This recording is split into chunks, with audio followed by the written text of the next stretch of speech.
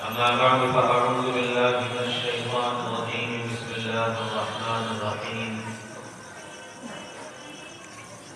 والضحى والليل إذا سجى ما ودعك ربك وما قلى وللآخرة خير لك من الأولى ولسوف يعطيك ربك فترضى ألم يجدك يتيما فآوى ووجدك ضالا فهدى ووجدك عائلا فأغنى فأما اليتيم فلا تقهر وأما السائل فلا تنهر وأما بنعمة ربك فحدث. فقال رسول الله صلى الله تعالى عليه وسلم: يا أبا سفيان جئتكم بكرامة الدنيا والآخرة، أو كما قال عليه الصلاة والسلام. قابل قدر قابل احترام حضرات علماء کرام اور بہت ہی قابل قدر میرے بھائیوں، دوستوں، عزیزوں، بزرگوں اور بڑی امیدوں سے وابستہ پردے میں رچی میری ماں اور بہنوں،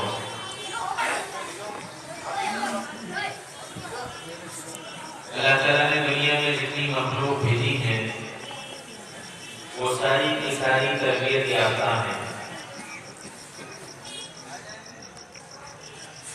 سوائے انسان کے۔ انسانوں کے بارے میں تو اللہ تعالیٰ نے قرآن میں فرمایا: وَاللَّهُ أَخْرَجَكُم مِّن بُطُونِ أُمَّهَاتِكُمْ لَا تَعْلَمُونَ شَيْئًا، کہ تم دنیا میں اس حال میں آئے ہو کہ تم کچھ نہیں جانتے، لیکن انسانوں کے علاوہ جتنی مخلوقات ہیں وہ تربیت یافتہ ہیں، اپنی زندگی کا علم پیدائش سے لے کر آتے ہیں۔ چوہے کا بچہ پہلے دن سے جانتا ہے کہ بلی اس کی دشمن ہے، جیسے ہی بلی نظر آتی ہے چھلانگیں مارتا ہے اور بل میں گھس جاتا ہے۔ بلی کا بچہ پہلے دن سے جانتا ہے کہ 4 انچ کی دیوار کو مجھے اپنے پنجوں سے کیسے سنبھالنا ہے، مجال ہے کہ ادھر سے ادھر گر جائے۔ مرغی کا بچہ پہلے دن سے جانتا ہے کہ مجھے اپنے پنجوں سے دانے کو الگ کر کے کس طرح کھانا ہے۔ بکری کا بچہ پہلے دن سے جانتا ہے کہ میری غذا پتا ہے، گوشت نہیں ہے۔ اور ساری مخلوقات اپنی زندگی کا علم لے کر آئے ہیں، سوائے انسانوں کہ انسان کچھ نہیں جانتا۔ انسان کا تو حال یہ ہے کہ 6 مہینے کے بچے کو 6 فٹ کی چارپائی پر لٹا دو، کبھی ادھر لڑک جائے گا، کبھی ادھر لڑک جائے گا۔ بکری کا بچہ کسی حال میں گوشت کھا نہیں سکتا کیونکہ وہ جانتا ہے کہ یہ میری غذا نہیں ہے۔ انسان کا بچہ اس کے سامنے مٹی ڈال دو تو وہ منہ میں، ٹافی ڈال دو تو وہ منہ میں، کوئی کیڑا ڈال دو تو وہ منہ میں۔ اس کو یہ بھی نہیں پتا مجھے کیا کھانا ہے کیا نہیں کھانا، اس کو یہ بھی نہیں پتا کہ مجھے کیا پکڑنا ہے کیا نہیں پکڑنا۔ چمکتا ہوا ہیرا ڈال دو اور چمکتا ہوا انگارا ڈال دو، یہ آگ کا انگارا اٹھا لے، اتنا بھی نہیں جانتا۔ اور کیوں نہیں جانتا کہ اللہ کا لا تعلمون شیئا، تم کچھ بھی نہیں جانتے، بولنا نہیں جانتے، سمجھنا نہیں جانتے، چلنا نہیں جانتے، پکڑنا نہیں جانتے، کچھ نہیں جانتے۔ اچھا، جب کچھ نہیں جانتے تو پھر تربیت کے نظام کی ضرورت ہے کہ ایک ایسا نظام ہو جہاں اس کو سکھایا جائے، بتایا جائے، چلایا جائے۔ تو اللہ تعالیٰ نے پھر تربیت کا نظام بنایا۔ اللہ تعالیٰ نے ماں باپ کے دل میں اولاد کی محبت ڈالی، اور اتنی محبت ڈال دی، اتنی محبت ڈال دی کہ سوتے جاگتے ہر پل اس ماں کے دل میں اپنے بچے کی محبت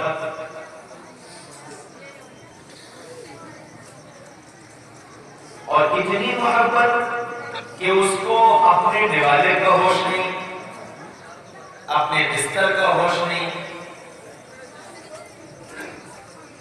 کوئی ادھر راستہ دے دو مولانا کو آنے کے. اس کی تربیت کرنے والا کوئی تو اللہ نے تربیت کے نظام کے لیے ماں کے دل میں اس کی محبت ڈالی، باپ کے دل میں اس کی محبت ڈالی، اور اس کے دنیا میں آنے سے پہلے ماں کے دل میں اس کے انتظام کی ساری فکریں ڈال دی.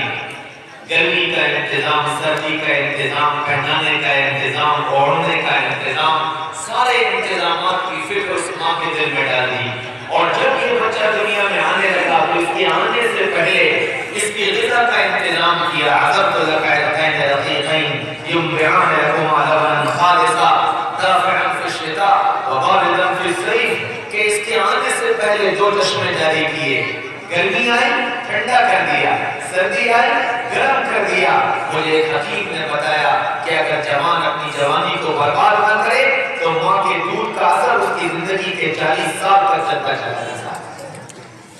پھر یہ جب دنیا کے اندر آیا تو پھر ماں کے ذمہ کام کیا کہ تیرے ذمہ ایک کام ہے، اور کام یہ ہے کہ اس کی تربیت کرو. تو ماں نے اس کو چلنا سکھایا، بولنا سکھایا، کھانا سکھایا، سنبھلنا سکھایا. اور جب وہ بولنے لگا تو پھر دوسرا کام ذمہ کیا کہ جب یہ بولنے لگے تو اس کو اللہ کا نام سکھاؤ کہ یہ اللہ کا نام لینے والا بنے. اس کو کلمہ سکھاؤ، یہ رسول کا نام لینے والا بنے، یہ اللہ کو پہچانے، یہ رسول کو پہچانے. یہ ذمہ داری ڈالی ماں باپ، کیونکہ یہ تربیت یافتہ نہیں ہے، اس کی تربیت کی ضرورت. تو ماں باپ کے ذمہ کام کیا کہ اس کو تعارف کراؤ. چنانچہ ماں باپ کے ذمہ ہے کہ اپنے بچے کو لا الہ الا اللہ، ایک اللہ کا تعارف کرائیں. محمد رسول اللہ صلی اللہ علیہ وسلم کی رسالت اور آپ کی عظمت اور آپ کی ذات، اس کا تعارف کرانا یہ ماں باپ کی ذمہ داری ہے. تو اب ماں باپ کے ذمہ کام ہوا کہ اس بچے کو حلال بتاؤ، حرام بتاؤ، پاک بتاؤ، ناپاک بتاؤ، اچھا بتاؤ، برا بتاؤ، صحیح بتاؤ، غلط بتاؤ، تاکہ یہ بچہ اپنی زندگی میں اپنی زندگی کے مقصد کو پہچانے کہ میں دنیا میں کیوں آیا. ہاں میرے بھائیوں، دوستوں، عزیزوں، بزرگوں، اگر بچے کی تربیت نہ ہو تو پھر حلال بھی کھاتا ہے، حرام بھی کھاتا ہے، اپنا بھی کھاتا ہے، پرایا بھی کھاتا ہے، کما کر بھی کھاتا ہے، چرا کر بھی کھاتا ہے. کہ حلال اور حرام کی تمیز ختم ہو جاتی ہے. کیوں؟ تربیت نہیں ہوئی. اور اگر تربیت ہو جائے، اللہ کا دھیان دل میں پیدا کر دیا جائے. ایک نوجوان بال کاٹتا ہے، میرے پاس آیا، کہنے لگا مولانا ہم دو بھائی ہیں، ہماری دکان ہے، میرے بڑے بھائی نے میرے لیے 150 روپیہ روزانہ کے طے کر دیے ہیں. وہ 150 روپیہ مجھے روز دے دیتے، لیکن میرا اس میں خرچہ پورا نہیں ہوتا. تو گاہک جو آتا ہے 10 روپے کا آیا، میں نے 15 روپے لے لیے، بھائی کو 10 روپے دے دیے، 5 روپے میں نے رکھ لیے. کیا میرے لیے یہ رکھنا جائز ہے؟ کیا میں یہ لے سکتا ہوں؟ یہ خیال کس نے پیدا کیا کہ یہ حلال ہے یا نہیں ہے، یہ میں رکھوں یا نہ رکھوں، یہ میں لوں یا نہ لوں؟ کہ جب ماں باپ اپنی تربیت کا کام پوری طرح انجام دیتے ہیں تو پھر یہ بچہ تربیت یافتہ بن جاتا ہے. یہ اللہ کو پہچانتا ہے، اللہ کی حدود کو پہچانتا ہے، اللہ نے کیا حلال کیا، اللہ نے کیا حرام کیا. اور جب تربیت ہو جاتی ہے تو اس تربیت کا اثر یہ ہوتا ہے کہ پھر بد کمروں میں بھی یہ اللہ سے ڈرنے والا بن جاتا ہے، یہ گناہوں سے بچنے والا بن جاتا ہے. یہ سڑکوں پہ چلتا ہے، اس کی نگاہ جھک جاتی ہے، یہ نامحرم کو نہیں دیکھتا ہے، اس کی نگاہیں آوارہ نہیں ہوتی، یہ گانوں پر رسیہ نہیں ہوتا ہے، یہ زبان سے گالیاں نہیں بکتا ہے، یہ لوگوں کی غیبتیں نہیں بیان کرتا ہے. کیوں؟ کہ اس کی تربیت کی جا چکی. اس کو بتایا جا چکا ہے کہ آنکھ کا غلط استعمال تیری زندگی کو برباد کر دے، کانوں کا غلط استعمال تیری زندگی کو برباد کر دے، زبان کا غلط استعمال تیری زندگی کو برباد کر دے گا. یہ سبق سمجھا دیا گیا، بتا دیا گیا تو یہ تربیت یافتہ بن جاتا ہے. پھر اس کو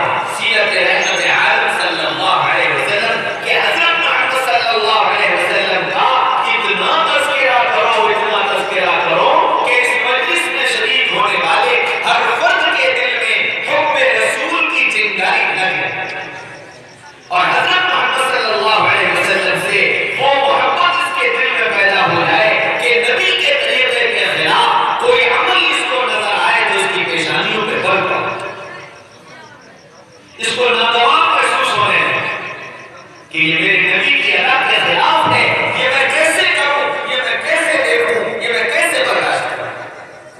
اتنا تذکرہ ماں باپ کے ذمے، علماء کے ذمے، اساتذہ کے ذمے، بڑوں کے ذمے، کہ حضرت محمد صلی اللہ علیہ وسلم کا اتنا تذکرہ کرو کہ آپ دل کے محبوب ہیں۔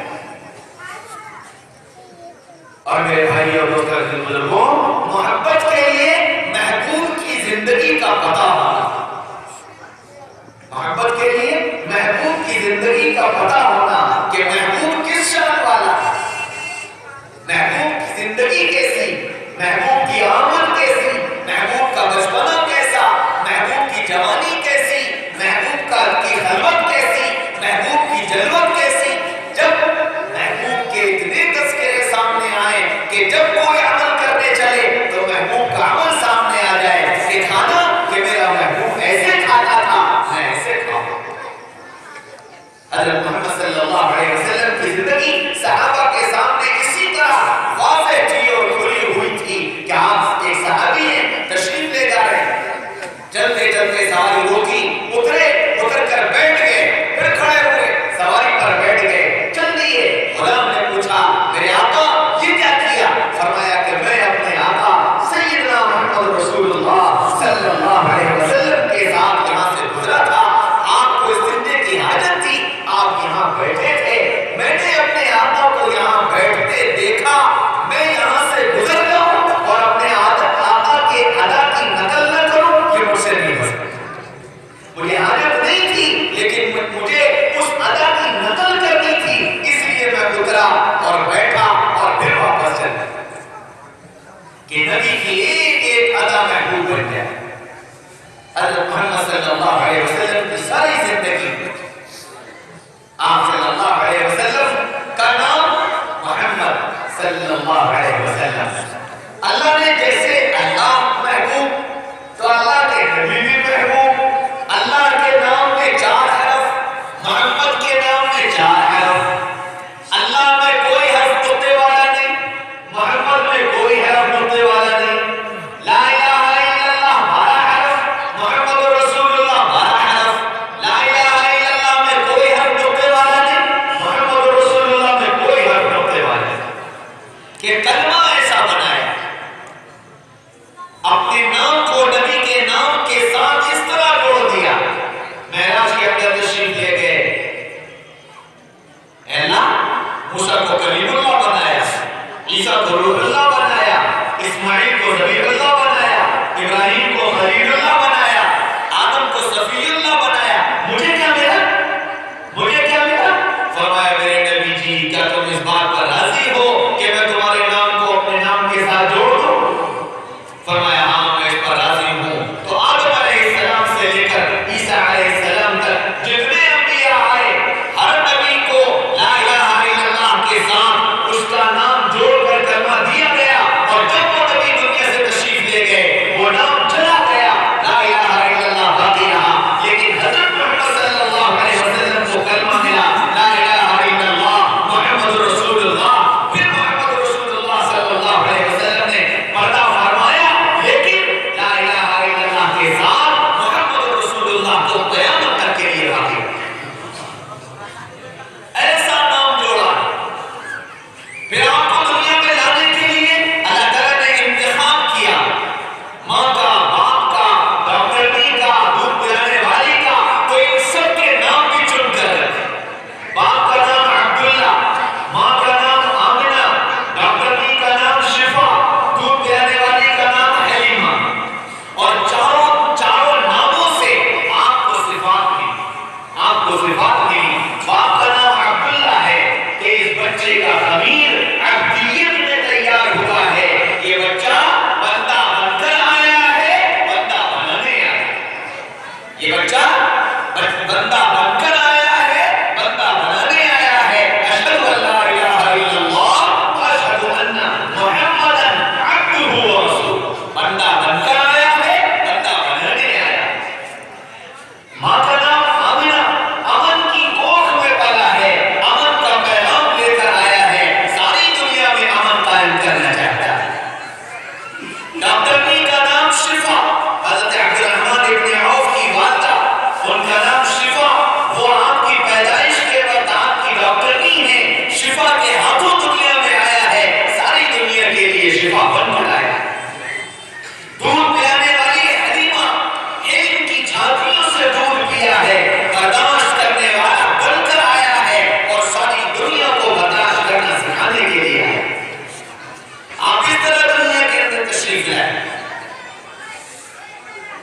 صلی اللہ علیہ وسلم کی سیرت، آپ کا بچپن، آپ کی جوانی، آپ کی نبوت سے پہلے کی کہانی، آپ سے نبوت کے بعد کی کہانی اتنی لمبی ہے کہ 1 گھنٹہ اور کیا 1 رات اور کیا 1 مہینہ بعد خدا بزرگ تو یہ قصہ مختصر کہ ہم بیان کرتے رہیں اور آپ سنتے رہیں، ہم بیان کر کر تھک جائیں، آپ سن تھک جائیں، لیکن ہمارے آقا کی زندگی کے ایک گوشے کی تاریخ پوری نہ ہو سکے تو میرے لیے یہ ممکن نہیں کہ میں 1 گھنٹے کے اندر ساری تفصیل بیان کروں۔ میں چند چیزیں عرض کرتا ہوں۔ آپ صلی اللہ علیہ وسلم جس وقت حلیمہ لینے کے لیے آئیں تو ماں نے آمنہ نے کہا بچہ اندر لیتا ہے، حلیمہ اندر لینے کے لیے گئی، آپ سو رہے تھے، آپ کے چہرے پر کپڑا پڑا تھا، حلیمہ نے کپڑا ہٹایا، چہرے انور پر نگاہ پڑی تو دم و تلے انگلی دبا دی، کہنے لگی آمنہ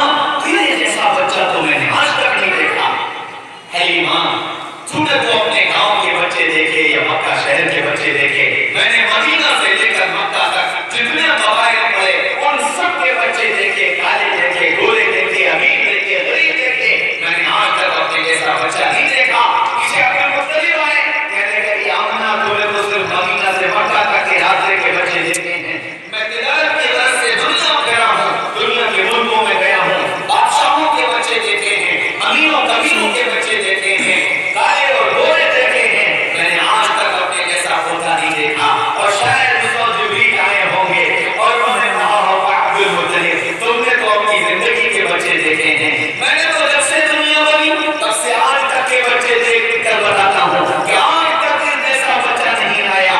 اور شاید شاید شاید میرے تصور میں ہے یہ بات کہ اللہ نے آگے بڑھ کر کہا ہوگا جبریل تو نے تو آج تک کے بچے دیکھے، میں نے تو جب سے دنیا بنائی اور جب تک دنیا رہے گی جتنے آئے اور جتنے آئیں گے اس جیسا بچہ نہ میں نے پیدا کیا اور نہ پیدا کرتا۔ آپ اس طرح دنیا کے اندر تشریف لائے، 6 مہینے کی عمر کے بعد حلیمہ ماں سے ملانے کے لیے بیٹے کو لائیں، چچا عباس کو پتا چلا کہ بھتیجا آیا ہے تو رات کو اپنے بھتیجے کو دیکھنے کے لیے آمنہ کے گھر پہنچے، کھلے آسمان کے نیچے آپ لیٹے ہوئے تھے اور اپنے ہاتھوں پیروں سے کھیل رہے تھے، عباس آ کر کھڑے ہوئے، بھتیجے کو دیکھا، چہرہ چاند کی طرح چمک رہا تھا، دل میں خیال آیا میرا بھتیجا زیادہ خوبصورت یا آسمان کا چاند زیادہ خوبصورت، ایک نگاہ بھتیجے پر اور ایک نگاہ آسمان کے چاند پر، پھر ایک نگاہ چاند پر اور پھر ایک نگاہ بھتیجے پر۔ اب جو چاند پر نگاہ گئی تو چاند اوپر گیا، چاند نیچے آیا، چاند دائیں گیا، چاند بائیں گیا، عباس حیرت میں کہ آج یہ چاند کیا کر رہا ہے، چاند کو دیکھا، بھتیجے کو دیکھا، پھر چاند دیکھا، پھر بھتیجے کو دیکھا تو نظر پڑی کہ بھتیجا پیر اوپر اٹھاتا ہے تو چاند اوپر آ جاتا ہے، پیر نیچے لے جاتا ہے تو چاند نیچے چلا جاتا ہے، ہاتھ دائیں پھیرتا ہے تو چاند دائیں چلا جاتا ہے، ہاتھ بائیں پھیرتا ہے تو چاند بائیں چلا جاتا ہے۔ وہ ذات جس کے کھلونے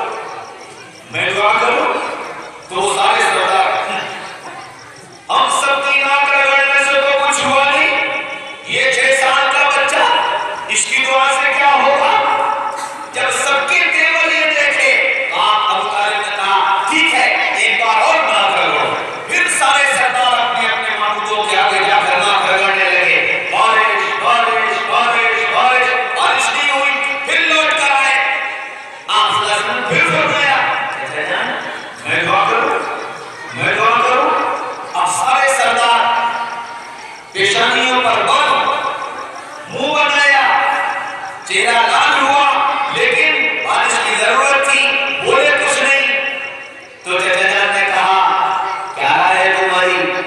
ایک بار بھتیجے کی بھی دعا دیکھ لو، ایک بار بھتیجے کی بھی دعا دیکھ لو تو سارے صدقہ کر لو. آپ صلی اللہ علیہ وسلم نے چچا نے کہا بیٹا جاؤ تم دعا کرو. آپ چلے. بچہ تو بچہ، فطری عادت ہوتی ہے بچوں میں جو فطرت نظام میں ہوتی. آپ چلے تو آپ نے فرمایا بڑے کنارے بڑے کنارے بڑے کنارے. وہ سارے سردار ابو طالب تیرا بھتیجا ہم کو کنارے لگا رہا ہے. آپ نے فوراً پلٹ کر کہا جب تم دعا کے لیے گئے تھے تو تم نے کہا تھا بچے کنارے بچے کنارے بچے کنارے. ہم نے تو کوئی اعتراض نہیں کیا تھا، اب ہماری باری ہے، اب تم کنارے. تو آپ چچا نے کہا مان لو بات، کنارے ہو جاؤ. کنارے ہو گئے. آپ صلی اللہ علیہ وسلم بیت اللہ کے قریب پہنچے، سیڑھیوں سے چڑھے اور بیت اللہ کی چھت پر پہنچے اور وہاں جا کر کھڑے ہو گئے. یہ سارے سردار ٹکٹکی کو ان پر دیکھنے لگے. آپ نے دائیں دیکھا، پھر بائیں دیکھا، پھر سامنے دیکھا، پھر پیچھے دیکھا. تو سارے سردار کہہ رہے ابو طالب یہ تیرا بھتیجا کیسی دعا کرتا ہے، نہ سر ناک لگاتا، نہ ہاتھ اٹھاتا، نہ کچھ بولتا، کیا دائیں بائیں دیکھ رہا ہے. تو ابو طالب نے کہا تمہاری دعا کو اس نے اعتراض نہیں کیا، تم اس کی دعا پر اعتراض مت کرو. آپ صلی اللہ علیہ وسلم نے چاروں طرف دیکھنے کے بعد پھر آسمان کی طرف نگاہ اٹھائی اور جو ہی آسمان کی طرف نگاہ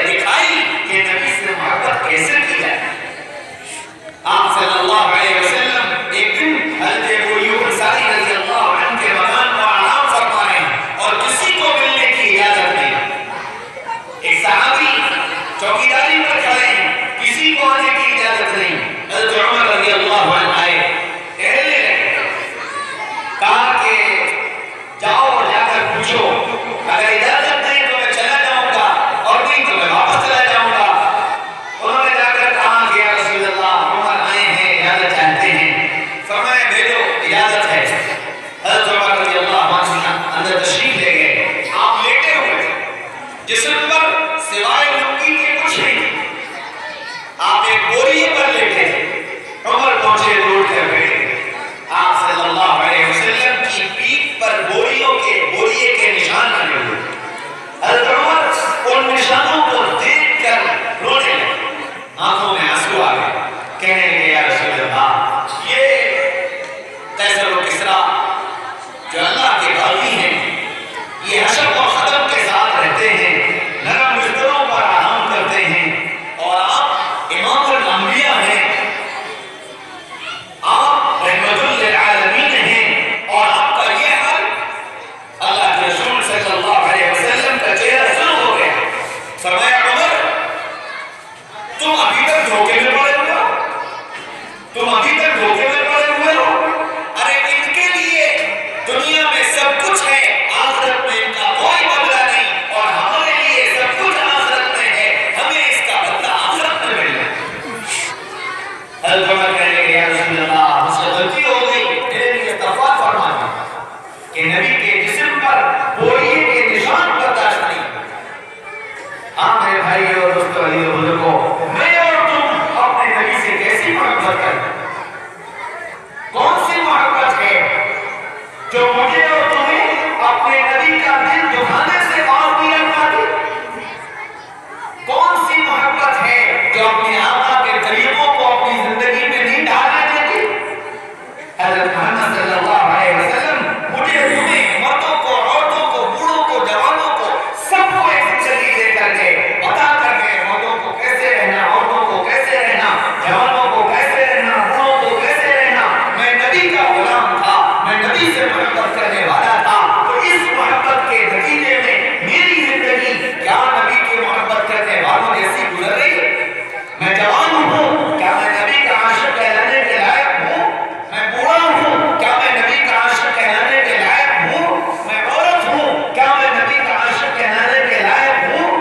میں مرد ہوں, کیا میں نبی کا عاشق کہلانے کے لائق ہوں؟ یہ ہم میں سے ہر ایک اپنے گریبان میں منہ ڈال کر کے اپنے سے سوال کرے کہ میں نبی کا عاشق ہوں, نبی نے مجھے کون سی زندگی بتائی؟ اور تم کوئی زندگی بتائی. فرمایا عورتوں, تم 4 کام کر لو, جنت کے جس دروازے سے چاہو جنت میں داخل ہو جاؤ. 4 کام کر لو. کیا کیا؟ نماز اول وقت پر اہتمام کے ساتھ پڑھ لو, رمضان کے روزے رکھ لو, اپنی عزت, عصمت اور پردے کی حفاظت کر لو, اپنے شوہر کی اطاعت کر لو. یہ 4 کام کر لو, جنت کے جس دروازے سے چاہو داخل ہو. محمد رسول اللہ صلی اللہ علیہ وسلم, اے عورتوں, تمہاری جنت اتنی آسان بنا کر گئے. کیا میں نے اپنی جنت کو پانے کے لیے یہ 4 کام کیے؟ میں نے نمازوں کا اہتمام کیا, میں نے اپنی نماز کو بنایا کہ میں اچھی نماز پڑھوں, میرا نماز میں دل لگے, میں نماز کو سیکھوں, میں نماز کے ارکان سیکھوں, نماز میں پڑھا جانے والا قرآن سیکھوں, نماز کی تسبیحات سیکھوں, نماز میں دھیان کیسے پیدا ہوگا یہ سیکھوں. میں نے رمضان کے روزے شوق سے رکھے, مجھے روزے رکھنے میں مزہ آنے لگا. میں نے اپنے پردے کی حفاظت کی, میں نے اپنے شوہر کی اطاعت کی. اگر میں نے یہ 4 کام کیے ہیں, میرے لیے جنت کے 8 دروازے کھلے. ہاں میری بہنوں, نبی پاک صلی اللہ علیہ وسلم تمہارے لیے اتنی آسان جنت بنا کر گئے کہ نماز کو اول وقت پڑھو, اہتمام کے ساتھ پڑھو, رمضان کے روزے شوق سے رکھو, زبردستی نہیں, اپنے پردے کی حفاظت کرو, اپنی عزت اور عصمت کی حفاظت کرو. اور پردے کی حفاظت کیوں کرو؟ یہ پردہ تم کو قید کرنے کے لیے نہیں آیا, یہ پردہ تو تم کو قیمتی بنانے کے لیے آیا.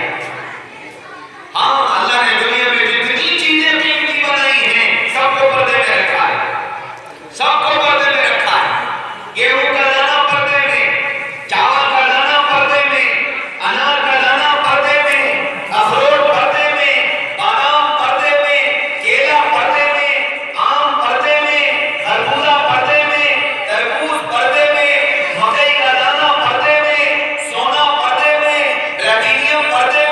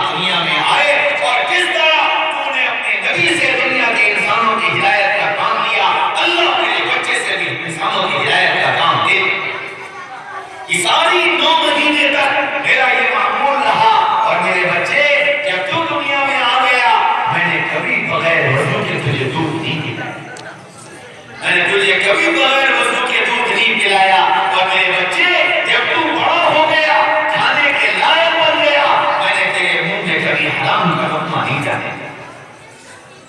اتنی قربانیوں کے بعد معین الدین تو معین الدین بنا ہے. ہاں میری بہنوں، جب ماں قربانی دیتی ہے تو وہ قربانی رنگ لاتی ہے. باپ قربانی دیتا ہے تو وہ قربانی رنگ لاتی ہے. ہم نے کیا کیا؟ ہم نے بچوں کی خاطر کیا قربانی کی؟ ہم نے اپنے کو بدلنے کا کتنا فیصلہ کیا؟ میرے بھائیوں، دوستوں، عزیزو، بزرگوں، ایک چھوٹا بچہ اسکول کے اندر پڑھنے جاتا ہے. وہاں اس کو نعت یاد کرائی گئی. آواز بہت اچھی تھی. اس نے نعت یاد کی. وہ نبیوں میں رحمت لقب پانے والا، مرادیں غریبوں کی بھر لانے والا، مصیبت میں غیروں کے کام آنے والا، وہ اپنے بھائے کا غم کھانے والا. نعت یاد کرائی، بچے نے یاد کر لی. اب بچے جب اس نعت کو پڑھتا تو وہ اس طرح پڑھتا، وہ نبیوں میں رحمت لقب پانے والے، مرادیں غریبوں کی بھر لانے والے. استاد کہتے بیٹا والدین والا، وہ استاد کے سامنے کہتا والا، اور جب خود پڑھتا تو پڑھتا والے. ایسا ہوا، بچے کو بلایا گیا نام پڑھنے کے لیے. آواز بہت اچھی تھی، پڑھتا بہت اچھا تھا. مائک پر کھڑا ہوا، یہی نام پڑھی اور اسی طرح پڑھی وہ نبیوں میں رحمت لقب پانے والے. وہ نام پڑھ کے چلا گیا. اسٹیج پر کوئی میرا جیسا محبت سے گورا بیٹھا ہوا تھا. جب اس کے بیان کا نمبر آیا تو وہ کہنے لگا کہ آج کل اساتذہ اپنے بچوں پر دھیان نہیں دیتے ہیں، بچے غلط یاد کر لیتے ہیں. نعت کے الفاظ ہیں والا، اور بچے نے پوری نعت والے والے کر کے پڑھی. یہ استادوں کی غفلت کا نتیجہ ہے. اب استاد کے تو گھاٹوں کھل گئی، بھرے بڑھنے میں بے عزتی ہو گئی. جلسہ ختم ہو گیا. اگلے دن مدرسہ کھلا. سارے بچے اپنے اپنے درجوں میں. ان استاد کو مدرسے کے پرنسپل نے اسی کلاس میں بھیج دیا جس کلاس میں وہ بچہ تھا. یہ استاد پہنچے، بچوں پر نگاہ ڈالی، اس بچے پر نگاہ پڑی، غصہ آیا. لیکن اب فوری غصے کو کیسے ظاہر کرتے؟ تو کہنے لگے اچھا بچوں، میں تم سے کچھ سوال کروں گا اور ان سوالوں کے جواب تم کو دینے ہیں. تو وہ بہت سارے سوالات کرتے رہے. پھر انہوں نے کہا اچھا بھائی، اب میں جس سے سوال کروں گا وہی جواب دے گا. تو انہوں نے الگ الگ بچوں سے کچھ سوال پوچھے. پھر اس بچے سے سوال پوچھا، ہاں بھائی تم بتاؤ ہمارے نبی کا پورا نام کیا تھا؟ وہ بچہ خاموش بیٹھا رہا، اس نے کوئی جواب نہیں دیا. پھر کہا بتاتے کیوں نہیں ہو ہمارے نبی کا پورا نام کیا تھا؟ وہ پھر کچھ نہیں بولا، خاموش بیٹھا رہا.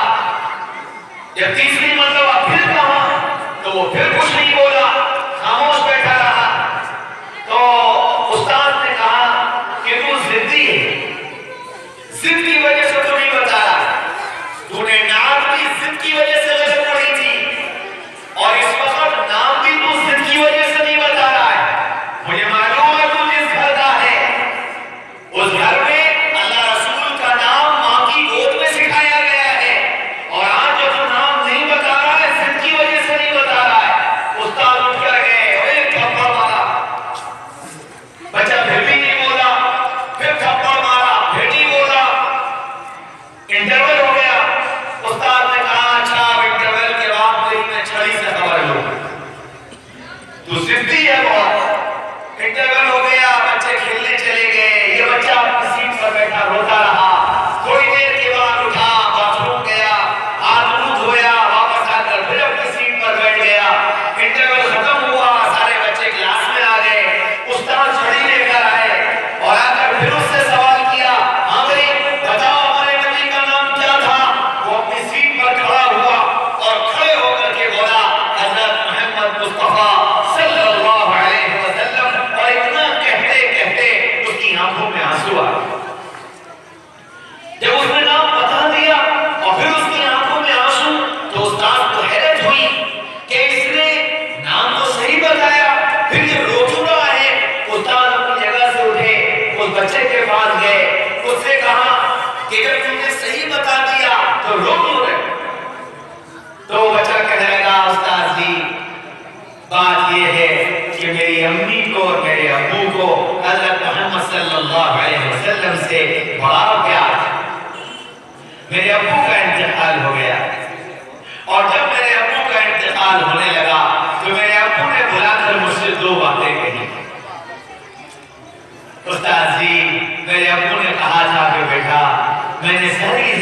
اپنے آقا کا نام بغیر وضو کے نہیں لیا۔ بیٹا اگر ہو سکے تو تم بھی اپنے آقا کا نام بغیر وضو کے مت لے۔ استاد جی آپ نے جس کو مجھ سے سوال کیا میرا وضو نہیں تھا، میں نے سوچ لیا آپ مجھے ماریں گے، میں مار کھا لوں گا، لیکن اپنے آقا کا نام بغیر وضو کے نہیں لوں گا۔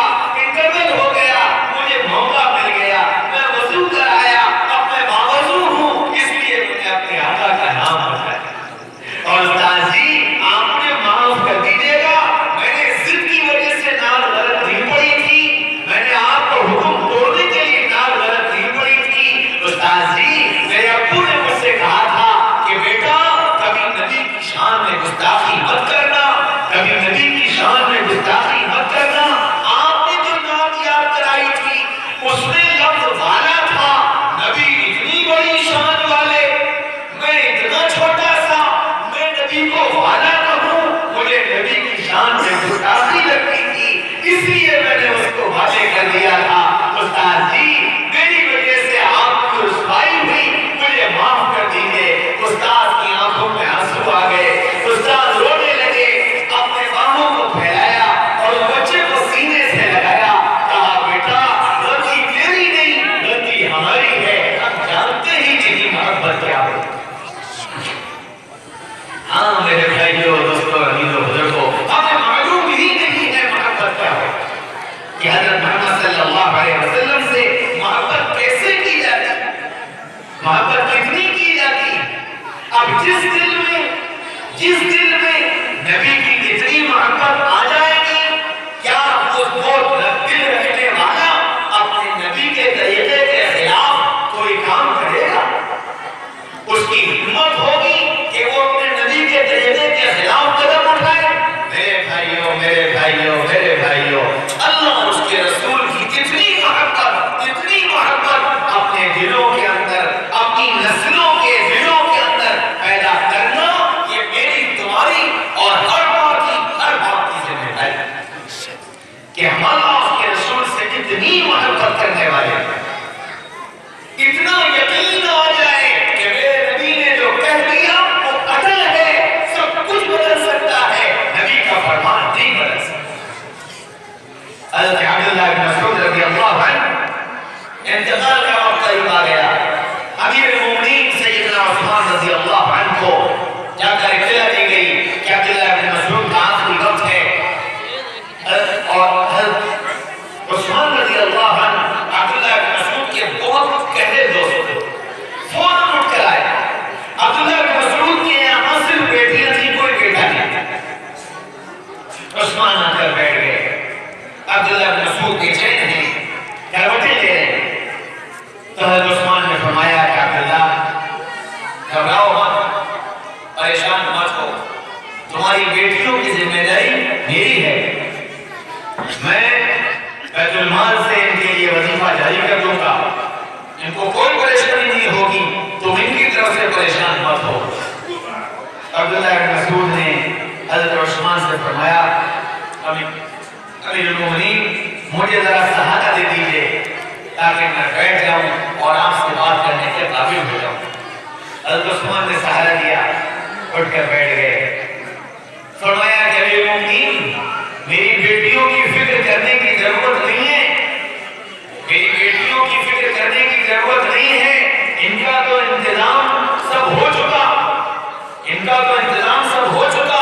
تو حضرت عثمان کہنے لگا عبداللہ ان کا کیا انتظام ہوا، کیا انتظام کیا ہے تم نے؟ فرمایا امیر المومنین میرے آقا صلی اللہ علیہ وسلم نے فرمایا تھا کہ جس گھر میں مغرب کی نماز کے بعد سورہ واقعہ پڑھی جائے گی اس گھر میں فاقہ نہیں آئے گا۔ میں نے اپنی بیٹیوں کو سورہ واقعہ یاد کرا دی ہے اور ان سب کا مغرب کے بعد سورہ واقعہ پڑھنے کا معمول ہے، ان کے گھروں میں فاقہ نہیں آ سکتا۔ امیر المومنین تمہارے وظیفے کی ضرورت نہیں، تمہارا وظیفہ ہے، تم ہے حضرت محمد صلی اللہ علیہ وسلم کا جو فرمان ہے برحق ہے، ان کے گھر میں فاقہ نہیں آ سکتا۔ اتنا یقین اپنے نبی کی بات پر،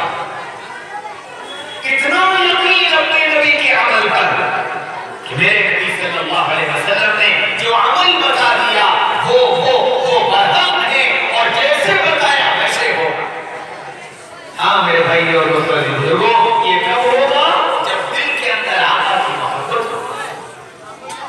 میں قسم کھا کر کہتا ہوں، دنیا کے کسی جوان کو، مرد ہو یا عورت، گناہ سے دنیا کی کوئی طاقت روک نہیں سکتی سوائے اللہ اس کے رسول کی محبت، سوائے اللہ اس کے رسول کی محبت۔ جس دل میں اللہ اس کے رسول کی محبت آ جائے گی، وہ دل تقوی والا بن جائے، وہ دل اللہ سے ڈرنے والا بن جائے، وہ دل گناہوں سے پاک ہو جائے، وہ دل گناہوں سے صاف ہو جائے گا، اور جو دل گناہوں سے پاک اور صاف ہو جائے گا، اس دل میں اللہ بس جائے، اس دل میں رسول کی محبت آ جائے گا۔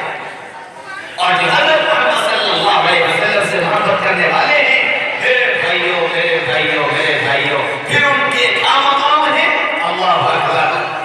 میں آپ سب کو سناتا ہوں، حضرت محمد صلی اللہ علیہ وسلم سے محبت کرنے والے ہوش کے کانوں سے سنیں۔ مسجد نبوی کے شیخ الحدیث حضرت ابو بکر جابر الجزائری رحمۃ اللہ علیہ، ابھی 8-10 سال پہلے ان کا انتقال ہوا۔ مسجد نبوی کے اندر حدیث کا درس دیتے تھے۔ ایک دن آئے علماء، طلباء، بڑی تعداد میں درس کے اندر موجود تھے، سب آ کر بیٹھ گئے۔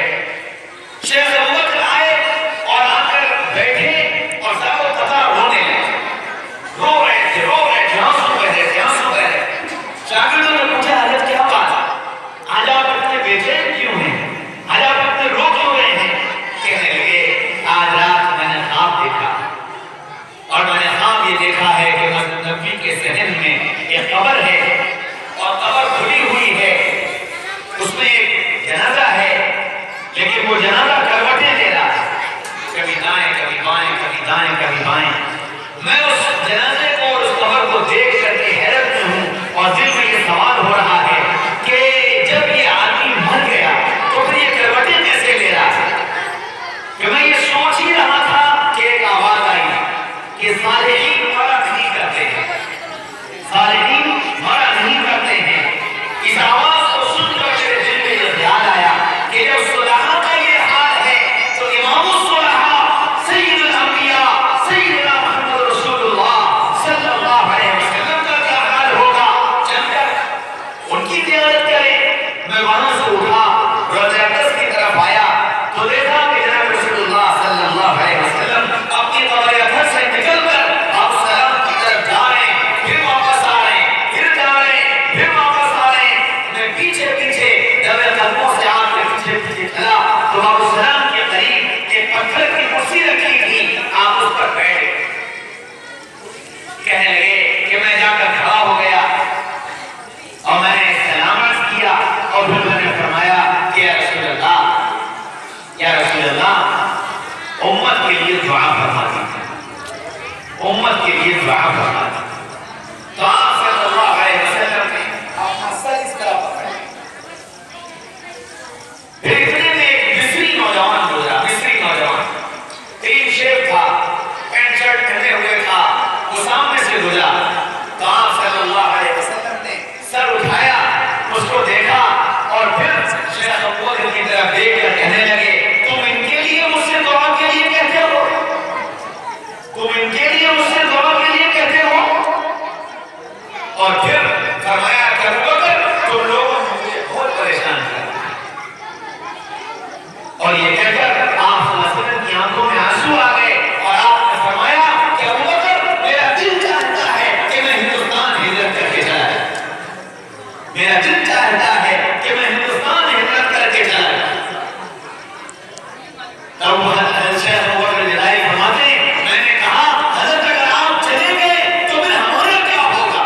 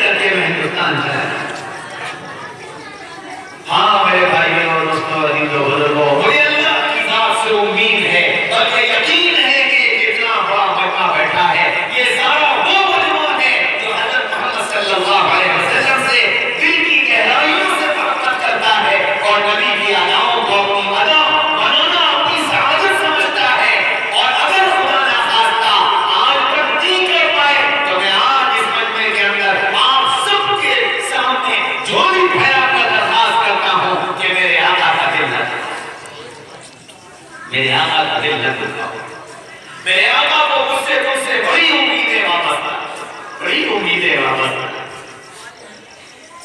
ہاں میرے بھائی اور دوستوں، عزیزوں بزرگوں، بڑی امیدوں سے میری تمہاری طرف دیکھ رہے ہیں کہ ہندوستان سے کچھ اٹھیں گے جو دنیا کے اندر اپنے نبی کے پرچم کو لہرائیں گے، ہندوستان سے کچھ اٹھیں گے جو دنیا کے اندر نبی کی زندگی کو عام کریں گے۔